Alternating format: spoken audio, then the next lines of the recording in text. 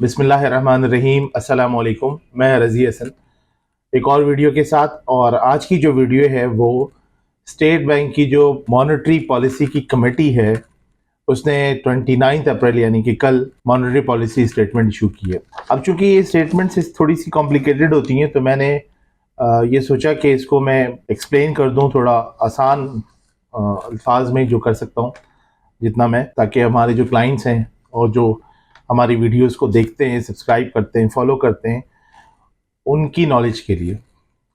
लेकिन यहाँ मैं एक और बात रेज करना चाहता हूँ कि अभी SRO 350 के बाद भी, 350 के बाद भी, उसकी क्लैरिफिकेशंस के बाद भी, सर्कुलर के बाद भी काफ़ी सारे लोगों ने हमें कॉल की और हमसे पूछा।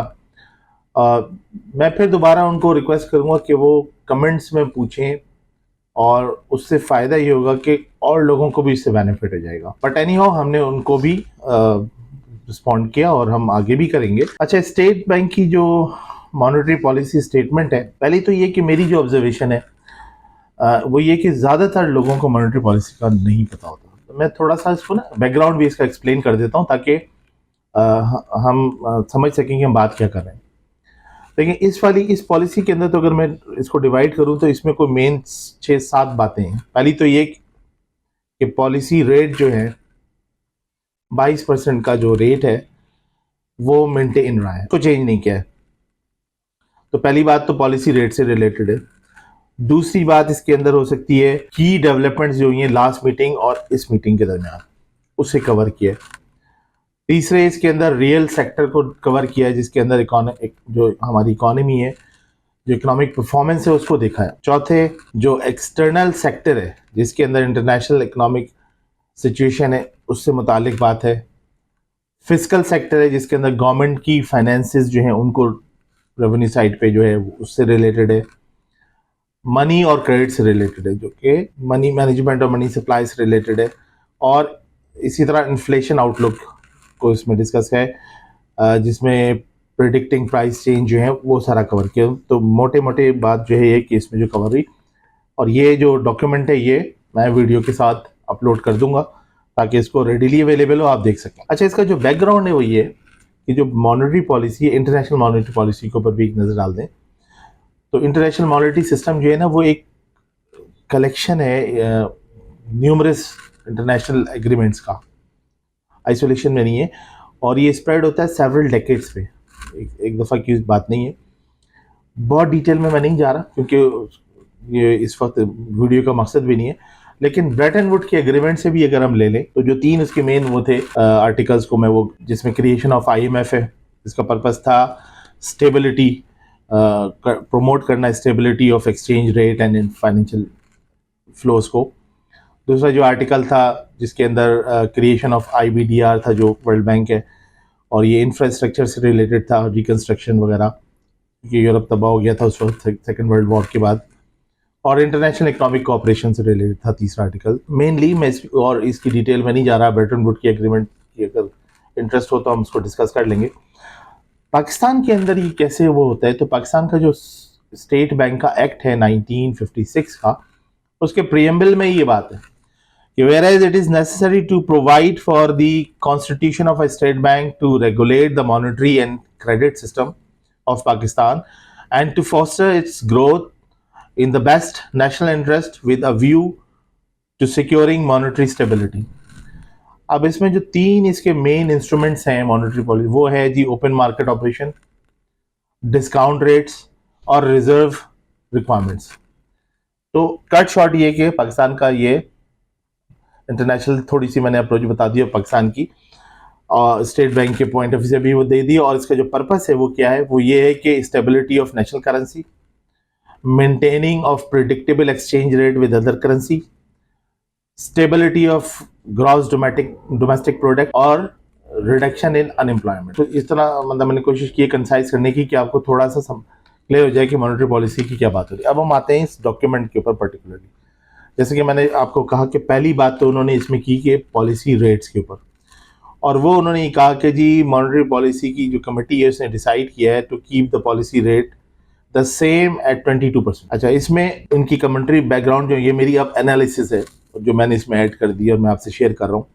ये इस डॉक्यूमेंट में नहीं लिखी, लेकिन करंट सिचुएशन के ऊपर जो बात हुई है कि committee notice that the steps taken to stabilize the economy are helping both inflation, यानी कि हाउ प्राइस आर इंक्रीजिंग, और वो जो external position that how the current country dealing with other countries economically, और उन्होंने कहा ये दोनों बेहतर हो रहे हैं, तो इसलिए हम इसको मेंटेन करेंगे। दूसरा इन्फ्लेशन से रिलेटेड है, तो कमेटी ने ऑब्जर्व किया कि इन्फ्लेशन जो है वो अभी हाई है। ग्लोबल सिचुएशन क्या है जी, price of things we are buying from other countries seems to have stopped dropping, यानी कि देखा जाए तो वर्ल्ड की economy is growing steadily, but recent events around the world are making things uncertain। अब ये मैं दूसरे 2-4 डॉक्यूमेंट्स को भी ऐड करके अपनी एनालिसिस ये दे रहा हूँ। ये बहरहाल ये डॉक्यूमेंट मैं आपसे शेयर कर लूँगा, तो उसमें बहुत सी चीज़ें नहीं है, लेकिन मैंने इसको जो इनका इंटेंशन है, जो इम्प्लाइड हैं चीज़ें इसके अंदर, उन सबको भी मैं स्पेल आउट कर रहा हूँ कि ये बैकग्राउंड ये बन रहा है। बजट और इन्फ्लेशन ऑल्सो अपकमिंग, इसमें ये बात हो रही है कि ऑल्सो द अपकमिंग बजट जो आ रहा है हमारा, अब ये 9 जून को अनाउंस करना है, तो इन्फ्लेशन एक मेजर चैलेंज होगा। और फ्यूचर प्लान को डिस्कस किया, ये इंटरेस्टिंगली इसमें इन्होंने डिक्लेयर भी किया इसको एक्सप्लिसिटली कि overall the committee wants to stick to the current plan to bring inflation down. They aim to get it between 5 to 7% by September 2025। तो इनका ख्याल ये है कि अगर ये हम स्टडी इसको मेंटेन रखेंगे तो सितंबर 2025 तक इन्फ्लेशन 5 और 7% के दरमियान होगा। अच्छा, जो लास्ट मीटिंग से कंपैरिजन है इन्होंने किया है, उसको भी मैंने थोड़ा सा एलोबरेट किया, प्लस मैंने दूसरे डॉक्यूमेंट्स को भी लेकर इनकी जो इंटेंशन है बताने की, ये सब पब्लिश करने की, और इनकी उसको मैंने आपसे शेयर कर रहा हूँ। ये कहते हैं कि जी लास्ट मीटिंग जो हुई तो इकोनॉमिक रिकवरी के हिसाब से they saw that the first half of the financial 2024 the economy started getting better slowly. The farming sector did especially well। ये फोकस अब जो है वो एग्रीकल्चर पे आता जा रहा है, ये तो आपकी भी नॉलेज में, हम मीडिया से भी देख रहे हैं, न्यूज़ में भी क्लियर हो रही है बात। दूसरा ये कि करंट अकाउंट के अंदर मार्च 2024 में the money coming into the country was more than what was going out. तो this helps the State Bank of Pakistan to keep enough foreign money. जो रियलिटी बहरहाल मैं यहाँ साथ साथ शेयर कर रहा हूँ कि हमारे जो 3 बिलियन के रिजर्व थे, तो स्टेट बैंक ने मनी बाई की और उसको 5 बिलियन की और उसको 8 बिलियन तक ले गए। वो मैं आगे चल के इस डॉक्यूमेंट में भी डिस्कस कर लूँगा, बट इनका लास्ट मीटिंग से जो कंपैरिजन है वो उसमें ये बात आई है। फिर इन्होंने बात की है कि अदर सेंट्रल बैंक की बात की, और इन्फ्लेशन जो एक्सपेक्टेशंस है उसकी बात की है कि इसके अंदर ये कहते हैं कि people through that price might go up more in April, but businesses were not as worried about it. यानी कि जो इन्फ्लेशन हो रहा है तो उसके अंदर बिजनेसमैन जो है वो उसको कोप अप कर लेगा। ये लास्ट मीटिंग से इनकी कंपैरिजन है।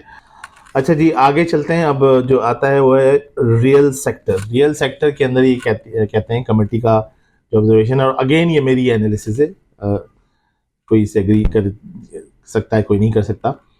इन्होंने इकोनॉमिक ग्रोथ की बात की है, इसमें इन्होंने एग्रीकल्चरल सेक्टर की बात की है, और इन्होंने कहा कि farmers are doing really well, specially in the first half of the fiscal year they grow up by a strong 6.8%।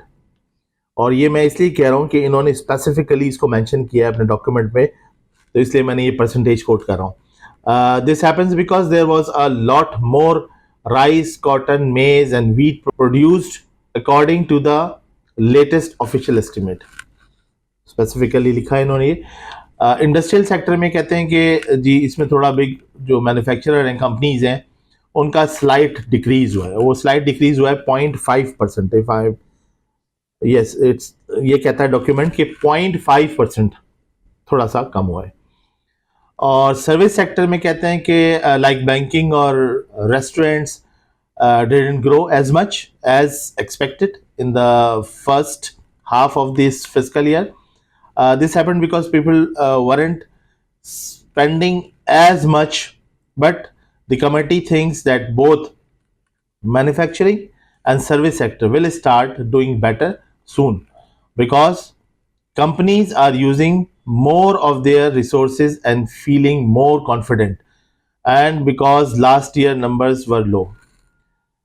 ये जो मैंने कमेंट्री लिखी है, ये मैं इसलिए कमेंट लिखता हूँ, कुछ अपने पॉइंट्स डाल देता हूँ, पॉइंटर्स जो इजी हो अंडरस्टैंड करने के लिए, क्योंकि ये जो लैंग्वेज होगी वो आम समझ में नहीं आएगी।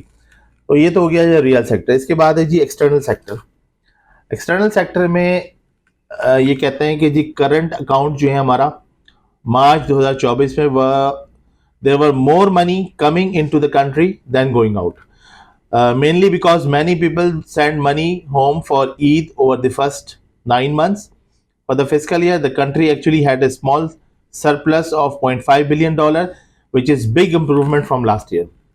दूसरी इन्होंने बात की कि एक्सपोर्ट एंड इंपोर्ट में, तो Pakistan sales other country are still growing steadily, especially rice, but the country is buying less from other countries because its own farms are doing well and economy is growing slowly. Again agriculture के ऊपर focus है. Managing debt, even though not lot of money is coming into the country from outside, the State Bank of Pakistan managed to pay back $1 billion loan and still has $8 billion in foreign money. The Monetary Policy Committee thinks it's important to keep adding more foreign money to be ready for any problem from outside and to help the economy keep growing in healthy way.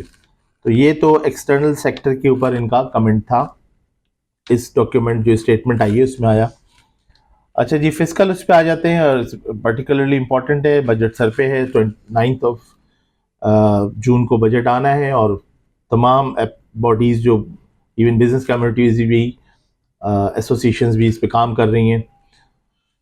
Physical sector के अंदर ये primary surplus की बात है कि the government earn more than it spend, which is good for reducing debt from July to January of this physical year. हो सका तो मैं एक डॉक्यूमेंट आपसे शेयर कर दूंगा जो मार्च में पब्लिश हुआ है इकोनॉमिक, उसके ऊपर उसमें इंडिकेटर्स हैं, इकोनॉमिक इंडिकेटर्स हैं। बहरहाल मैं इसकी पॉइंट ऑफ व्यू से जो मैं समझ सकता हूँ इस डॉक्यूमेंट को, वो मैंने यहाँ रखा है। Revenue increase, the government is making more money from taxes and other sources, mainly because of new tax laws and economy getting better. Rising debt cost पे कहते हैं कि गवर्नमेंट हैड टू पे मोर इन interest of its loans because it borrowed a lot of money, mostly from inside the country, whereas it's more expensive. क्योंकि आपको पता होगा कि स्टेट बैंक कमर्शियल बैंक से भी, क्योंकि स्टेट बैंक से नहीं ले सकते तो गवर्नमेंट कमर्शियल बैंक से भी लोन लेती है और वो हाई रेट पे होते हैं। They increased the overall deficit, which is the difference between what the government earns and spend, to 2.6% of GDP from 2.3% last year. तो थोड़ा ये इस वजह से कहते हैं कि बढ़ गया इसमें expect. What need to be done में भी इन्होंने इसको डिस्कस किया। इसके अंदर things government things that it should keep working on spending less, specially by making public sector companies more efficient and making sure more people and businesses pay their taxes. This will help keep price stable and economy grow steadily. तो जी real sector हमने discuss कर लिया, external sector discuss कर लिया, last meeting की performance देख ली, और इसके अलावा जो रेट को स्टेबल रखने की बात थी वो देख ली हमने। इसके बाद जी जो नेक्स्ट इसके अंदर है फिजिकल के बाद है जी, वो मनी एंड क्रेडिट से रिलेटेड बात है। उस पर कमेटी की जो वो है कि मनी ग्रोथ पे, प्राइवेट सेक्टर क्रेडिट के ऊपर और फ्यूचर एक्सपेक्टेशंस के ऊपर। मनी ग्रोथ पे ये है कि जी amount of money in the economy knows as broad money, M2 इसको इन्होंने M2 कहा है, increase by 17.1% in March 2024 up to 16.1% in February. तो ये ग्रोथ है इसके अंदर M2 पे। और इसके बाद इन्होंने कहा था growth in reserves money, which is the money bank keep in reserves, also went up from 8.2% to 10% during the same year time. This happened because the country had more foreign money and the government borrowed from banks. Private sector के अंदर ये है कि the amount of money lend out of the business and individuals has been showing, वो ज़रा नीचे जा रहा है प्राइवेट सेक्टर में। तो उसके बाद फ्यूचर एक्सपेक्टेशन ये कि committee thinks that the growth in money will slow down in the next few months, which has already started happening. This also believes that the changes happen in the types of money people are using will help keep price from going up too fast.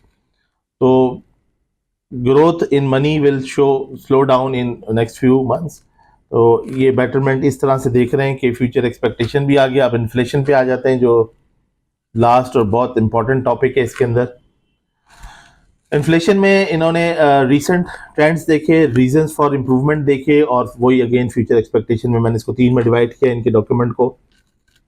इसमें ये कहते हैं recent trend में कि prices have been going up more slowly just like the committee thought they would. ये इन्होंने forecast जो किया था उसी तरह हो रहा है। In March the overall increase in price drop to 20%, 20.7% in fact, yes 20.7%. From 23.1% in February. The increase in price of essential goods called core inflation also went down, specifically from 18% to 15% during the same time.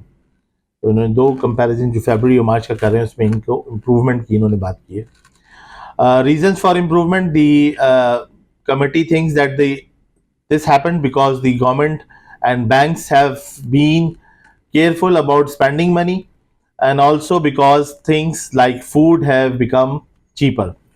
This is partly because prices of things we buy from other countries have gone down, and there are more food available. Future expectation में the committee believes that the price will keep going down, और इसमें ये भी बेच जाएगी। और मेरी further इसमें इस डॉक्यूमेंट से हट के भी एक ऑब्जर्वेशन ये है कि इस वक्त जो यूरोप है उसने अनाउंस किया है कि वो अपनी जो इंटरेस्ट रेट है उसको मज़ीद कम करेगा। हमने 22% जो रखा हुआ है वो 6% उससे नीचे जाएंगे, ताकि जो मॉर्गेजेस हैं फैसिलिटेट हों, ख़ासतौर पे घरों में।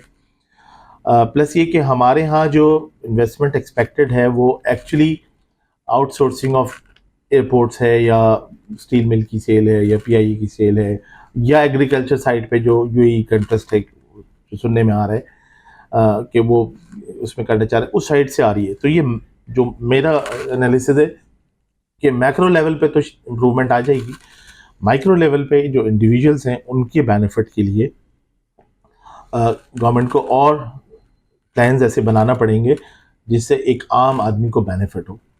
तो इसी में मैं अपनी वीडियो कंक्लूड करता हूँ। इसको मज़ीद एलोबरेट करेंगे, लेकिन एक इनिशियल मैंने अपना एनालिसिस जो है शेयर किए मॉनेटरी पॉलिसी के हवाले से, और ये बहुत इंपॉर्टेंट है जैसे आपने देखा इसका बैकग्राउंड और इसकी इंटरनेशनल इंपॉर्टेंस को, क्योंकि एक बिजनेसमैन अपना बिजनेस प्लान कब करेगा, जब उसको प्राइस स्टेबिलिटी का यकीन हो, पॉलिसी के अंदर कंसिस्टेंसी हो, तो वो प्लान कर सकता है। बहरहाल आपसे रिक्वेस्ट है कि चैनल को लाइक करें, सब्सक्राइब करें। Thank you very much.